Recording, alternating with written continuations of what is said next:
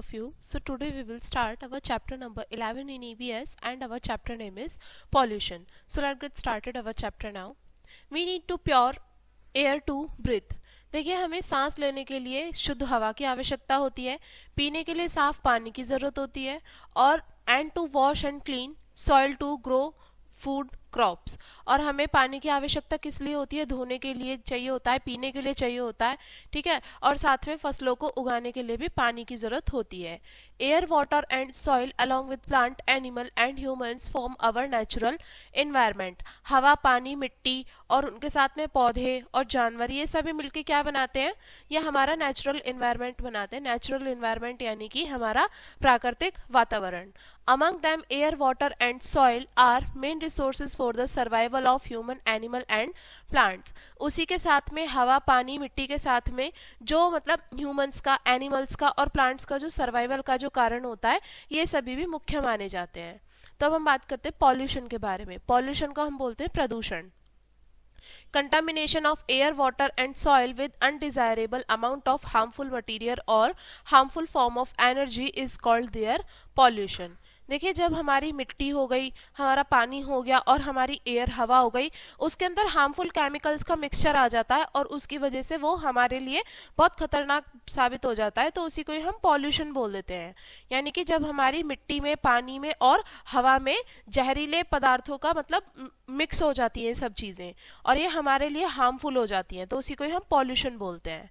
अब बात करते हैं कॉजेज ऑफ पॉल्यूशन यानी कि प्रदूषण के कारण। All the activities of plant, animal and human produce substance which are of no further use. देखिए हमारी प्लांट्स की, एनिमल की और ह्यूमंस की बहुत सारी एक्टिविटीज़ ऐसी होती हैं, ठीक है, जिसमें कि हम ऐसे हार्मफुल सब्सटेंस भी क्रिएट कर देते हैं इन एक्टिविटीज़ की वजह से, जो कि इनका कुछ यूज़ भी नहीं होता। A substance with no further use is called a waste. और एक ऐसा पदार्थ जिसका कोई इस्तेमाल नहीं होता, कोई यूज़ नहीं होता, उसको हम वेस्ट ही बोल देते हैं। वेस्ट यानी कि बेकार, कूड़ा करकट। It is anything left over, worn out और नॉट यूज्ड। ये कुछ भी हो सकता है, कुछ भी बची हुई चीज़ हो सकती है, कोई भी फटी कटी चीज़ हो सकती है जिसका इस्तेमाल अब आगे नहीं किया जा सकता। It has no further use and is thrown away. और इसका कोई इस्तेमाल नहीं होता, इस वजह से उसे फेंक दिया जाता है। A waste pollute the environment in a big way. और जो वो वेस्ट होता है, जो भी बेकार की चीज़ें होती हैं, इनसे हमारे पर्यावरण को बहुत सारे तरीकों से बहुत नुकसान होता है। A lot of waste is generated by human activities. और बहुत सारा जो वेस्ट होता है वो हमारी ह्यूमन एक्टिविटीज़ यानी कि मनुष्य की जितनी भी सारी गतिविधियाँ होती हैं, इनके द्वारा उत्पन्न किया जाता है। Different type of waste material are generated in our house and locality. अलग अलग टाइप के जो भी हमारे वेस्ट मटेरियल होते हैं हमारे घरों में और हमारे आसपास में उत्पन्न किए जाते हैं, प्रोड्यूस होते हैं। There is too much waste and too little space to put it. यहाँ पे वेस्ट तो हो जाता है बहुत ज़्यादा, क्योंकि हर एक यानी कि एक सिंगल इंडिविजुअल के द्वारा बहुत सारी एक्टिविटीज़ होती हैं जिनके द्वारा वेस्ट क्रिएट होता है।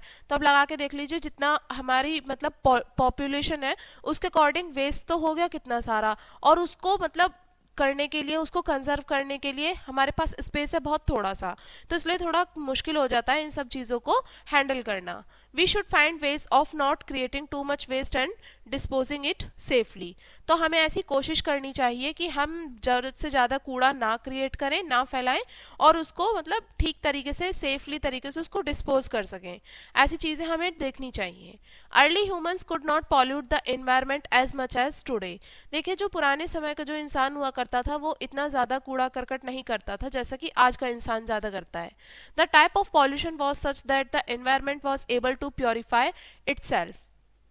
और वो मतलब पिछले समय में जो मतलब पॉल्यूशन क्रिएट भी होता था थोड़ा बहुत, वो इस तरीके का होता था कि जो एनवायरनमेंट है वो अपने आप में उसको डिस्पोज कर लेता था। लेकिन but now a larger human population has set up a large number of industry and rapid means of transport. लेकिन आज के समय पे जैसे जैसे हमारी मनुष्यों की जनसंख्या बढ़ती जा रही है, उसकी वजह से बहुत सारे बड़े बड़े उद्योग भी लगाए जा रहे हैं और जिसकी वजह से जो ट्रांसपोर्ट का जो मीन्स है मतलब यातायात के जो साधन है वो भी तेजी से बढ़ रहे हैं, और जिसकी वजह से हार्मफुल वेस्ट भी क्रिएट हो रहा है, ठीक है, जो कि हमारे पानी को, हवा को, मिट्टी को बहुत बुरी तरीके से प्रदूषित भी कर रही हैं ये सभी चीजें। Burning of fuel for cooking also produce harmful gases. देखिए, खाना बनाने के लिए हम जिस ईंधन का इस्तेमाल करते हैं, ईंधन को जला के हम खाना पकाते हैं, उसमें से भी बहुत सारी ऐसी हार्मफुल गैसेज क्रिएट होती हैं जो कि हमारे लिए तो है ही हार्मफुल, साथ में वो एनवायरनमेंट को भी पॉल्यूट करती हैं। The garbage from the house is thrown out to decay. और घर का जो कूड़ा करकट होता है उसको घर से बाहर फेंक दिया जाता है। A large number of insect and germ breed on it. और उसके ऊपर बहुत सारे लाखों की संख्या में क्या हो जाते हैं, एक तो मतलब उस पर गंदगी आ जाती है, और साथ में जर्म्स और इंसेक्ट सभी उस पर डेवलप हो जाते हैं। The decaying garbage gives out foul smell and in the air. और ये जो मतलब गार्बेज होता है, ये जो खराब कूड़ा होता है, इसकी वजह से एक तो पॉल्यूशन फैलता है और साथ में चारों तरफ एक गंदी सी स्मेल भी क्रिएट हो जाती है।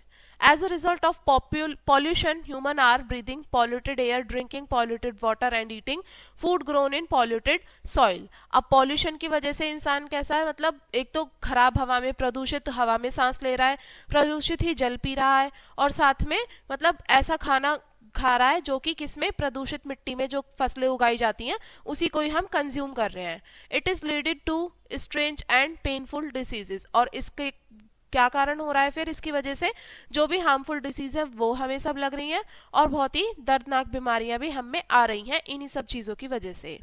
अब बात करते हैं टाइप्स ऑफ वेस्ट। अब हमारा जो वेस्ट होता है वो कितने प्रकार का होता है। डोमेस्टिक वेस्ट और इंडस्ट्रियल वेस्ट ईच में बी इन सॉलिड, लिक्विड और गैसेजियस फॉर्म।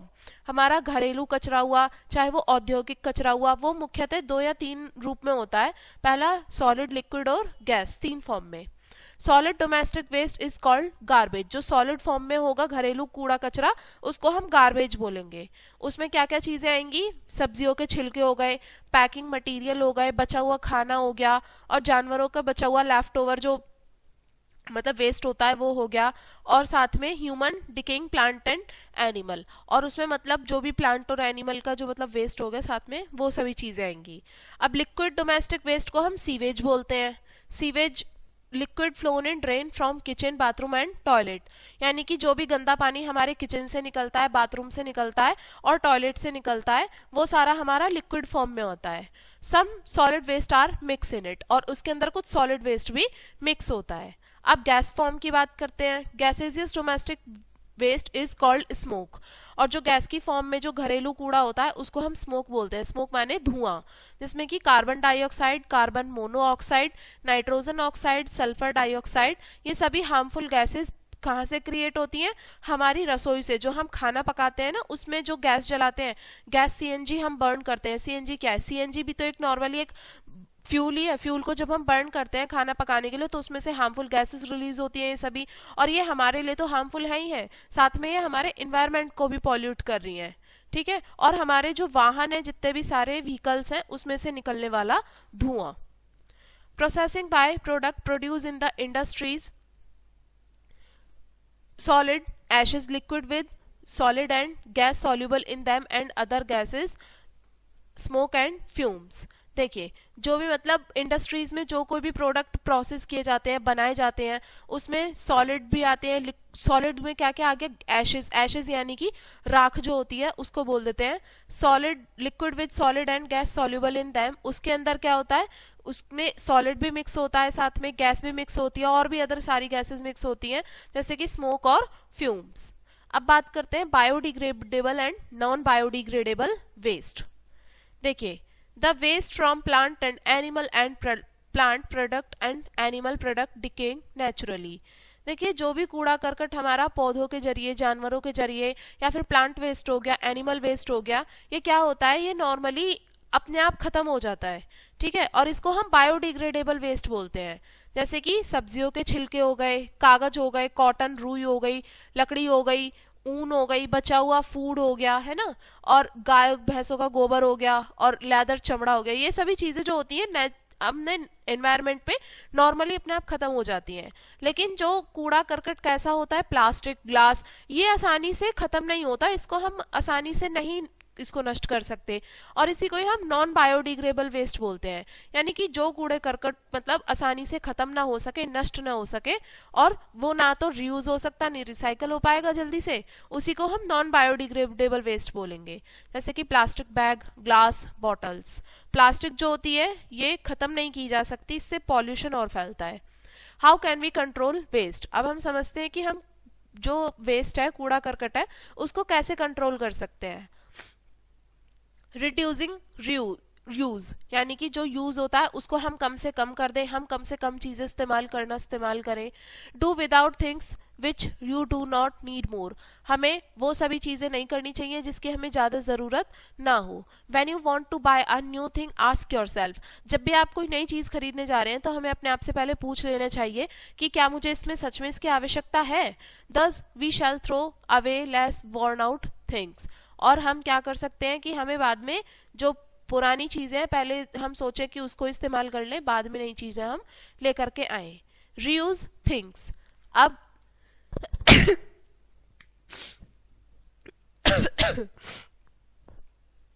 रीयूज के बारे में सोचते हैं। रीयूज यानी कि उसका दोबारा से इस्तेमाल करना।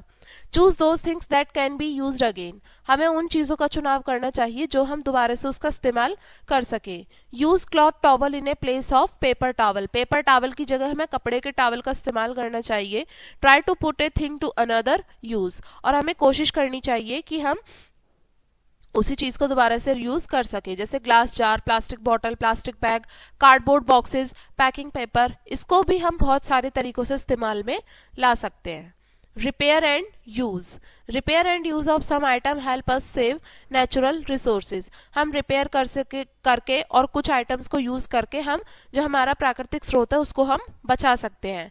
When we get a bicycle repair and use it again, new metal is save, जब भी हम कोई हमारी पुरानी बाइसिकल है उसको हम रिपेयर करा के दोबारा से इस्तेमाल कर सकते हैं, तो जो नया मेटल होगा वो हमारा सेव हो जाएगा, बच जाएगा। अब बात करते हैं रिसाइकल की। The process of making new things from old and broken thing is called recycling. Recycling का मतलब होता है ये ऐसी प्रक्रिया होती है जिसमें हम पुरानी चीजों से दोबारा से हम कोई ना कोई नई चीज बना लेते हैं। जैसे कोई टूटी हुई चीज है तो उसका इस्तेमाल करके हमने कुछ और चीज बना ली, वो सभी हमारा रिसाइकल में आता है। जैसे कि मेटल हो गए हमारे, आयरन, कॉपर और aluminium, plastic, paper and glass, ये सभी रिसाइकल हो जाते हैं और इनसे हम नया प्रोडक्ट दोबारा से बना सकते हैं। अब बात करते हैं natural recycling of waste. Dead plant part and animal part decay and form humus with soil, देखिए जो मरे हुए पौधों के जो हिस्से होते हैं और जानवरों के जो भी मरे हुए जो उनके पार्ट्स होते हैं, ठीक है, वो सभी किस में कन्वर्ट हो जाते हैं, मिट्टी में मिल जाते हैं और वो ह्यूमस बन जाती है। ह्यूमस यानी कि नेचुरल जो खाद होती है उसको बोलते हैं। New plant take nutrient from the humus, और जो नए नए पौधे होते हैं वो सभी इन्हीं ह्यूमस में से अपना प्रोटीन जो चाहिए होता है, उनको न्यूट्रिएंट्स चाहिए होता है, वो उसमें से कंज्यूम कर लेते हैं। एनिमल ईट दीज प्लांट और the meat of plant eating animal, और जो एनिमल्स होते हैं इन पौधों को खाते हैं, और जो मांसाहारी जानवर होते हैं, ठीक है, वो प्लांट ईटिंग एनिमल्स को खाते हैं। तो यही साइकिल होती है ग्रोथ की, डेथ की और decay and A recycle of growth, death and decay again. यही साइकिल हमारी कॉन्टिन्यूस चलती रहती है, ठीक है। This cycle is used to change the biodegradable substance into substance of much use, और यही साइकिल का इस्तेमाल किया जाता है जो बायोडिग्रेडेबल सब्सटेंस है उसको हम ज़्यादा से ज़्यादा इस्तेमाल में ला सकें, ये इसी प्रक्रिया के द्वारा ही पॉसिबल हो पाता है। एग्जाम्पल के लिए cattle dung, leaves, human excreta is put into a pit covered with soil. अब जैसे हमारे कैटल डंग होगा, यानी कि कैटल डंग का मतलब होता है यानी कि जो जानवर होते हैं, मवेशी होते हैं, उनका वेस्ट, ठीक है। लीव्स पत्तियां हो गई, ह्यूमंस का वेस्ट हो गया, उसको हम एक पिट में कवर्ड करके रखते हैं मिट्टी से ढक के, और कुछ महीनों में वो खाद में कन्वर्ट हो जाता है और इससे जो हमारी मिट्टी होती है वो और उपजाऊ बन जाती है। The biodegradable substance can also be feed into biogas plant, और जो बायोडिग्रेडेबल सब्सटेंस होते हैं उसको हम बायोगैस प्लांट में भी इस्तेमाल कर सकते हैं। बायोगैस का इस्तेमाल किस लिए होता है, खाना पकाने के लिए और लाइटिंग के लिए। The residue is also a good manure, जो रेजिड्यू होती है ये भी अच्छी खाद मानी जाती है। दस making biogas is more beneficial, और इसलिए बायोगैस ज़्यादा बेनिफिशियल भी समझी जाती है। अब बात करते हैं आर्टिफिशियल रिसाइकलिंग ऑफ वेस्ट।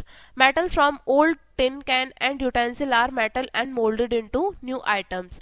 जो भी पुराने टिन कैन के जो मेटल्स होते हैं और बर्तन होते हैं उसको पिघला करके हम दोबारा से नए बर्तनों में या नए आइटम्स में उसको ढाल सकते हैं। Paper and old cloth are recycle into new paper और बोर्ड। जो पेपर होते हैं, पुराने कपड़े होते हैं, उसको रिसाइकल करके हम नया पेपर बना सकते हैं, नया बोर्ड बना सकते हैं। पुराने प्लास्टिक के मटेरियल जो होते हैं उसको पिघलाकर हम नए आइटम्स बना सकते हैं। टूटा हुआ जो कांच होता है उसको पिघलाकर हम दोबारा उससे कोई नई चीज बना सकते हैं। तो ये हमारे तरीके हुए आर्टिफिशियल रिसाइकल के। अब बात करते हैं soil pollution. Uses of chemical fertiliser and insecticide destroy the fertility of the soil. Chemical जो फर्टिलाइजर है और कीटनाशक हैं, ये सभी इनकी वजह से जो हमारी मिट्टी की जो उर्वरता है वो पूरी तरीके से नष्ट हो चुकी है। They also enter the food chain and harm the animal and humans. इससे क्या हुआ है, ये हमारी जो फूड चेन है उससे वो भी हार्म हुई है साथ में, और एनिमल और ह्यूमंस को भी काफी नुकसान पहुंचा है। जो शहरों का कूड़ा करकट होता है जिसमें कि कीड़े मकोड़े होते हैं, वर्म्स होते हैं और जितने भी सारे जर्म्स होते हैं, ठीक है। Solid industrial waste contain harmful chemical and non biodegradable substance. जो भी हमारा इंडस्ट्रियल वेस्ट होता है, सॉलिड इंडस्ट्रियल वेस्ट जिसमें कि हार्मफुल केमिकल्स होते हैं और नॉन बायोडिग्रेडेबल सब्सटेंस भी होते हैं, they are dump into the country side, they make the soil unfit for cultivation. ये सभी कहाँ फेंक दिए जाते हैं, अलग फेंक दिए जाते हैं, और जिससे कि ये हमारे कल्टीवेशन में बहुत ज़्यादा मुश्किलें पैदा करते हैं। अब बात करते हैं वाटर पॉल्यूशन की, जल प्रदूषण। जो भी हमारा इंडस्ट्रियल लिक्विड वेस्ट होता है और जो सीवेज होता है वो अक्सर नदियों में छोड़ दिया जाता है। आप देख सकते हैं ये गंदा पानी है, नॉर्मली नदियों में बहा देते हैं और कपड़े भी धोए जाते हैं, नहाया जाता है। जो भी सारी ह्यूमन एक्टिविटीज़ होती हैं वो सभी वाटर में ही की जाती हैं। और पॉन्ड्स में, तालाबों में अक्सर हमने देखा है कि गाय भैंसों को नहलाते हुए इससे क्या होता है, जो हमारी पूरी वाटर बॉडी है वो पूरी पॉल्यूटेड हो जाती है, और इसकी वजह से प्लांट और एनिमल जो है वो काफी सफर करते हैं इन सब चीजों से और वो मर जाते हैं। और ये पानी जो होता है पीने के लिए भी सही नहीं होता, और साथ में जो फसलों की सिंचाई के लिए भी इस पानी का कोई इस्तेमाल नहीं होता। दिस पॉल्यूटेड वाटर सीप इनटू द ग्राउंड। और ये जो हमारा प्रदूषित पानी है ग्राउंड के अंदर यानी कि जमीन में अंदर चला जाता है, और ये हमारा जो अंडरग्राउंड जो रिसोर्स है ड्रिंकिंग वाटर का, नीचे जो साफ पानी भूमिगत जल जो होता है, ये सब जाके उसको भी गंदा करते हैं। अब बात करते हैं oil slick. Oil spill over sea water by the leaky oil tanker on ship. देखिए, जब हमारे जहाज में बड़े बड़े तेल ले जाया जाता है, उसमें अगर सपोज करिए कि वो हमारा जो जहाज है वो कहीं से लीकेज हो रहा है या ऑयल टैंकर में कुछ लीक हो रहा है, तो क्या होगा, वो जो ऑयल होगा वो सारा उसमें फैल जाएगा, ठीक है। और ये टैंकर्स होंगे वो भी सारे उसमें पानी में फैल जाएगा। जो पूरा हमारा ओशियन का जो वाटर है वो सारा पॉल्यूटेड हो जाएगा। और क्या होगा इससे, ये ऑयल स्प्रेड ये चारों तरफ फैलेगा, दूर दूर तक फैलेगा। और ये this floating oil film is called oil slick. और ये जो तैरती हुई जो ऑयल की जो फिल्म है इसको हम क्या बोलते हैं, ऑयल स्लिक बोलते हैं। The water plant, water animal and sea bird are coated with this oil. जितने भी सारे हमारे वहाँ के एनिमल्स होंगे, ठीक है, वाटर लाइफ में जो भी वहाँ के मराइन एनिमल्स हैं, प्लांट्स हैं, वो सभी ये ऑयल स्लिक की चपेट में आ जाएंगे। वो इसी पे इस ऑयल की कोटिंग हो जाएगी। And they can not breathe और मूव एंड फाइनली डाई। ना ही वो हिल डुल पाएंगे इधर उधर, ना वो सांस ले पाएंगे, और अंत में आके वो मर जाएंगे। अब आगे बात करते हैं air pollution. Burning of coal, wood, oil and gas in the house, factory, power plant and vehicle produce harmful gases. देखिए, कोयले के जलने से, लकड़ी के जलने से, ऑयल से और गैस से हमारे घर में जो भी हम इस्तेमाल करते हैं, चाहे वो फैक्ट्रीज में हुआ, पावर प्लांट में हुआ, इन सभी से क्या होता है, हार्मफुल गैसेस क्रिएट होती हैं। और ये गैसेस कौन सी होती हैं, carbon dioxide, carbon monoxide, sulphur dioxide और नाइट्रोजन डाइऑक्साइड। ये सभी गैसेस हमारी हवा में मिल जाती हैं। और जो फाइन डस्ट होती है ये भी हवा में चारों तरफ हवा के जरिए फैल जाती है। Heaps of garbage and open sewage produce foul smell, gas and lot of germs। जो भी कूड़े के जो ढेर होते हैं वहाँ पे, और जो खुला हुआ जो कूड़ा होता है उसमें क्या होता है, एक तो गंदी स्मेल वाली जो गैस होती है वो क्रिएट होती है, और उसमें बहुत सारे जर्म्स भी क्रिएट हो जाते हैं। प्लांट जो होते हैं इस पॉल्यूटेड एयर में अपना फूड नहीं बना पाते, और जो प्लांट और ह्यूमंस होते हैं उनको फेफड़ों की या सांस की बीमारी हो जाती है इस प्रदूषित हवा में सांस लेने से। बात करते हैं एसिड रेन की। Sulfur dioxide of the polluted air mix with the moisture of the air and produce sulfuric acid. जब हमारी सल्फ्यूरिक डाइऑक्साइड जो गैस होती है ये पॉल्यूटेड एयर में मिक्स हो जाती है, ठीक है, और नमी के संपर्क में आते ही ये क्या प्रोड्यूस करती है, सल्फ्यूरिक एसिड प्रोड्यूस करती है. Likely nitrogen dioxide produce nitric acid. जिस तरीके से नाइट्रोजन डाइऑक्साइड हमारा नाइट्रिक एसिड प्रोड्यूस करता है, ऐसे ही ये होता है. This acid fall on the building slowly और विद द रेन. और ये जो एसिड होता है ये हमारा बिल्डिंग्स पे धीरे धीरे गिरने लगता है, फॉल होने लगता है, और बारिश के साथ भी ये गिरने लगता है. और ये बिल्डिंग्स को अलग अलग तरीकों से नुकसान पहुंचाता है, जैसे कि the gases emitted from Mathura oil refinery are slowly turning the white marble of the Taj Mahal in Agra. हम देख सकते हैं कि जो भी मथुरा ऑयल रिफाइनरी है उसमें से जो भी गैसेस निकलती हैं वो सभी किसमें स्लोली किसमें टर्न हो रही हैं, जो भी वाइट मार्बल है ताजमहल का आगरा में वो ग्रे कलर का हो रहा है धीरे धीरे. क्यों? क्योंकि उस गैस की वजह से. अब बात करते हैं स्मोक की. The word smoke is built by mixing smoke and fog. ये जो स्मोक शब्द है हमारा दो शब्दों से मिलकर बना है, एक तो स्मोक से और फॉग से. स्मोक बोलते हैं धुएं को और फॉग बोलते हैं कोहरे को.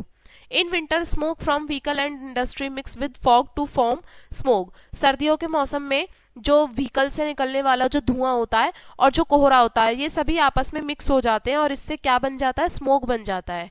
Fog is water vapour cool to became a cloud near the ground.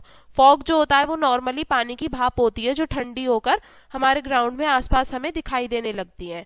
Smoke जो होता है हमारी आंखों के लिए और हमारे फेफड़ों के लिए बहुत ही नुकसानदायक होता है. अब बात करते हैं प्रिवेंशन ऑफ पॉल्यूशन. अब हम इस प्रदूषण से बच कैसे सकते हैं, बचाव इनका. रिड्यूसिंग यूज, जो भी हम चीज़ें इस्तेमाल कर रहे हैं उसको कम से कम कर देना चाहिए. रीयूज करना चाहिए चीज़ों को, रिपेयर करना चाहिए, और इन्हीं सभी पॉलिसी का इस्तेमाल करके हम इंडस्ट्रियल प्रोडक्शन से मतलब उनका कम से कम प्रयोग करें और हम पॉल्यूशन को भी कम कर सकते हैं. The city garbage should be collected in covered dustbin. जो शहर का कूड़ा करकट है वो हमें सुनिश्चित करना चाहिए कि वो ढके हुए जो डस्टबिन होते हैं उसी में फेंका जाए और ये जल्दी से जल्दी डिस्पोज कर दिया जाए. बायोडिग्रेडेबल और नॉन बायोडिग्रेडेबल जो वेस्ट है उनको अलग अलग उसमें रखा जाए और उनको मिक्स ना किया जाए. द बायोडिग्रेडेबल वेस्ट जो है उसमें हमें ध्यान रखना चाहिए कि उसमें मैन्योर बना लिया जाए, खाद बना लिया जाए उससे, या फिर उससे बायोगैस प्लांट में उसको इस्तेमाल कर लिया जाए. और नॉन बायोडिग्रेडेबल वेस्ट जो है वो रिसाइकल हो जाने चाहिए. सीवेज जो है वो ठीक तरीके से ट्रीट हो जाना चाहिए, ना कि उनको नदियों में बहा देना चाहिए. जो गंदा पानी होता है उसकी बात हो रही है. Ashes, bones etcetera should not be thrown into the water source. जो भी हमारी राख होती है और अस्थियां होती हैं ये सभी हमें पानी में या फिर किसी पानी के जल के स्रोत में नहीं बहानी चाहिए. Factory chimney should have filter to prevent harmful gases emerge into the atmosphere. Factory में चिमनियां लगी होनी चाहिए जिसमें कि उसमें फिल्टर होती रहे, जो हमारी हार्मफुल गैसेस हैं वो फिल्टर होके जाती रहे, एटमॉस्फेयर को जाके पॉल्यूटेड ना करें. इंडस्ट्रियल वेस्ट जो है वो नदियों में नहीं बहाया जाना चाहिए या फिर इधर उधर नहीं फेंका जाना चाहिए. उसको ठीक तरीके से हार्म फ्री करके या फिर उसका दोबारा से इस्तेमाल कर लेना चाहिए. Engine of the vehicles should be pollution free. जो भी वाहनों के इंजन है उसको हमें ये देख लेना चाहिए कि वो पॉल्यूशन फ्री हो, उससे कम वेस्ट फैले. और आगे है to decrease burning of coal for producing electricity alternate power resources should be tapped. और जो कोयले का जो बर्निंग है, कोयले जब हम जलाते हैं तो हमें ये देख लेना चाहिए एक तो उसका इस्तेमाल कम करना चाहिए बिजली बनाने के लिए, और उसकी जगह जो दूसरे पावर रिसोर्सेज है उनको लेना चाहिए. जैसे कि वाइंड जनरेटर हमें इस्तेमाल रखने चाहिए वाइंडी प्लेसेस में, ठीक है. और बिजली बनाने के लिए सोलर पैनल हमें इस्तेमाल करना चाहिए सूरज की किरणों से रोशनी बनाने के लिए, ठीक है, और बिजली बनाने के लिए. नेक्स्ट है avoid buying thing with lot of packaging material. और ऐसी चीज़ों खरीदने से बचना चाहिए जिसमें ज़्यादा से ज़्यादा पैकिंग मटेरियल लगा हुआ हो. नेक्स्ट अब बात करते हैं noise pollution. The running vehicles, their horn, factory machines, loud speaker etcetera make very much noise.